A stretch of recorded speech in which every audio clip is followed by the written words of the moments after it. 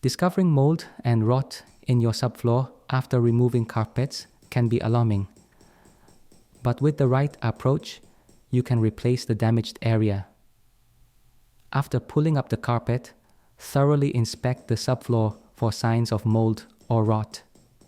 In this case, the subfloor is made of particle board, which is highly susceptible to moisture damage. If the rot or mold is extensive, replacing the affected area is the best solution. Once you've identified the area needing replacement, begin by removing any nails or screws holding down the damaged particle board. Use a nail puller and a hammer to carefully lift any fasteners to ensure the board is free for removal.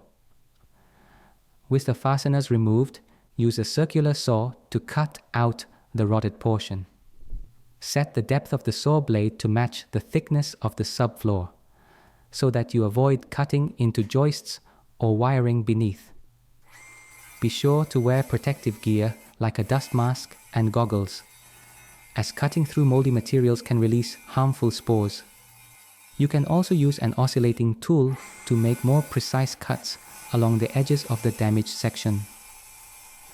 The oscillating tool's blade allows for finer control in tight spaces, helping you remove the damaged board cleanly. For durability, replace the particle board with plywood, which is more resistant to moisture. Measure the area you've cut out and cut the new plywood piece to size. It's important that the plywood fits snugly to provide proper support. Once your new plywood is ready, place it into the cutout area and ensure it sits flush with the surrounding subfloor. Use screws or nails to fasten the plywood securely. With the subfloor repaired, you can now reinstall your carpet or other flooring materials, ensuring the area is structurally sound and free from further mold risk. Thanks for watching the video.